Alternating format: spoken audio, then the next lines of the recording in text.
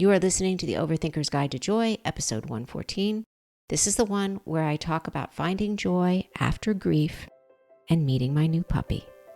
Let's dive in. This is a podcast for overthinkers, overdoers, and overachievers who are tired of feeling over-anxious and just want to feel better. I'm your host, certified life coach, Jackie Dukrenis. Hey there, and welcome back. For those of you who are regular listeners of this podcast or follow my weekly newsletter, you might know that it has been almost 3 months since I lost my best furry companion of 12 years. That's my dog, Blaze. And if you're an animal lover, you know the grief can be very heavy because sometimes your pet doesn't feel like a pet. It feels like the loss of a family member. And for me, it kind of left a hole in my heart. And I had trouble imagining being able to bond to another dog again the way I did Blaze. My husband, who's the lesser animal lover of the two of us, definitely was not ready to take on another dog or another pet. He was still in shock from losing Blaze so suddenly last October. While we were mostly in agreement that we should take some time before running out and adopting another dog, several weeks went by and my grief was not lifting. I would randomly start welling up on my drive home by just the thought of coming home to an empty house without him. And one of my dear friends and tennis partners, who happens to be a psychiatrist, came over and we were talking. And I told her I was feeling very sad and distracted and having a lot of trouble concentrating. And I asked her if she thought I was depressed. And she shook her head and said, "No, you're not depressed, you're grieving. And there's a big difference." I asked her what she would recommend. And very simply, she said, "You need to get another dog." I said, "Is that your medical opinion? And if so, can I get a doctor's note for that prescription? Because I don't think my husband wants another dog." And we both giggled, and she said, "Just get another dog." This prompted me to start researching different dog breeders in Hawaii. My husband's requirements remain the same as they did when we got Blaze. If we were to get another dog, it would still need to be under 25 pounds and non-shedding.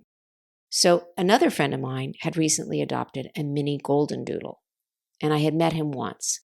He was a darling bucket of love. We had run into each other one night, a few nights after I had lost Blaze, and this 8-month-old puppy came barreling towards me and licked my face. And he was so adorable. And he had just like the sweetest, most loving energy. And I remember thinking in that moment, if I were to ever get another dog, maybe this would be the right breed for me. So after my conversation with my friend, the psychiatrist, I then texted my friend who had the mini golden doodle, and I asked her where she got her dog. She said, "Funny you should ask. He was born here on Maui, but my breeder just had another litter a few days ago." So, of course, I immediately called the breeder, and she told me there were 10 puppies and that they would be available at the end of January when they were 8 weeks old. So all I had to do was put down a deposit, and then I would have the second pick of the litter. And I truly believed this incredible serendipity had to be a sign that it was all meant to be. My husband had come home later that afternoon, and I was bursting with excitement to share my news. I mean, first, the recommendation from my friend, the psychiatrist, who said it would be good for my grief to adopt another dog.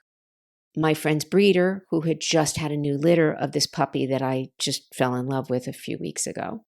And then this breed, the mini golden doodle, meeting all of my husband's criteria of being friendly and under 25 pounds and non-shedding, and here on the island, which it's not that easy to find reputable breeders on the islands.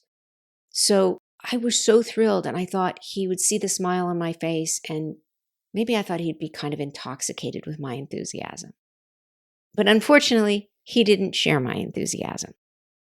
It was like a big, cold, wet blanket on my bonfire of enthusiasm, because he said he was simply not ready. He was still in shock from losing our other dog so quickly. He wanted to spend some time without the extra responsibility of a pet. And basically he said, "I'm just not ready." And I was so disappointed because I thought somehow he could see that I had been so sad and that the way these things all lined up seemed so like divine intervention. And I thought, Well, doesn't he want to make me happy? And doesn't he want me to be happy? And doesn't he see that this is kind of like an opportunity? But he wanted to wait another 6 months or a year and then talk about it. And so I took a pause, and instead of arguing about it, I just listened. And I said, okay, I hear you. I'm not sure I agree with you, but I hear you. And we just didn't talk about it for about 24 hours. And then he came back to me and he said, I'm not saying yes, but I am willing to go meet the parents and the breeder and see the vibe of the whole litter and the dogs and all the things. And so that's what we did. We took a baby step and we went to meet the parents. And we both really liked the breeders and the father and mother of the pups. And I have to say, my husband was still reluctant, but eventually he caved in and said, if this is what you really want, I think this is a great breed. So, of course, I put down my deposit. And while it would be another 6 weeks until we could take our puppy home, I felt an immediate shift. And the shift that I felt was not that it took away my grief, but it kind of gave me hope. Like hope that there was joy out there. And while nothing could ever replace Blaze, knowing that a new puppy was coming was exactly what I needed to lift my spirits. So, did I have doubts about adopting a new puppy? Yes. I know the responsibility of training was going to fall all on my shoulders, and I was going to be a bit of a single parent, if you will, in this endeavor. Was I worried whether or not this was the right breed? Was I worried we'd get a good puppy? Was I worried I'd love him as much as Blaze? If I'm being honest, yes, I was a little worried about all those things because they are unknown variables. You never know anything for sure. But when we returned a few weeks later to pick out our puppy, since they were too little to determine personality when we were there the first time, they were just 1 week old, and my youngest daughter was with us, she had this marvelous idea, which was to sit in the puppy pen and let all 10 puppies sort of crawl on us and see which ones came to us and see which personalities we connected to. She knew I wanted a mellow dog. So when the one with the little green bow crawled into my lap and fell asleep, she said, Mom, that's your dog. And now last week, the puppies were finally ready to be picked up and taken home. So I picked up my 3-pound caramel-colored male puppy from the breeder last week, and I named him Milo. And he has totally stolen my heart. Having this puppy has been a great reminder that grief and joy can coexist. They're not mutually exclusive, and they can both be part of the same journey.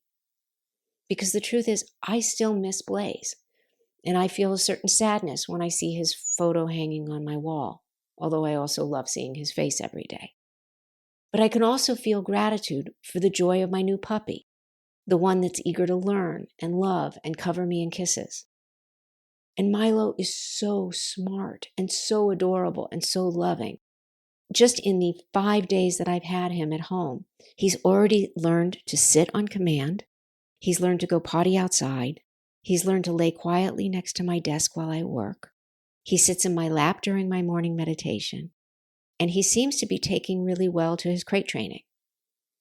Was it a big leap of faith to jump into another 12 to 16-year commitment with a new puppy? Yes. Do I have to curtail some of my life to adjust to all the training?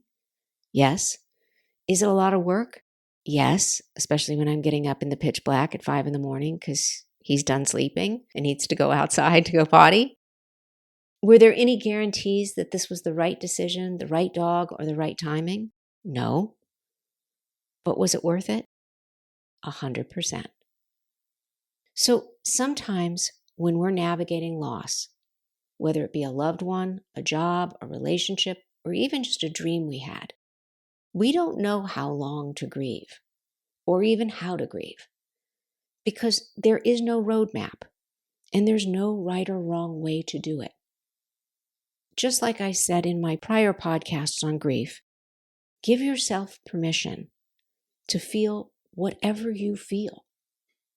But if you're ready to feel joy again, and you have an opportunity to let a little light back into your own personal darkness, don't let someone tell you that it's wrong or too soon. It's okay to make a change or to take a baby step towards something that feels hopeful.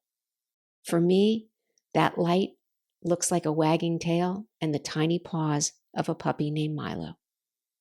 And if you'd like to follow the adventures of Milo with the new photos and videos, be sure to follow me on Instagram at Jackie DeCrenis. All right, friends, take care of yourself and let's keep finding our way towards joy together. I look forward to talking to you next time, and bye for now.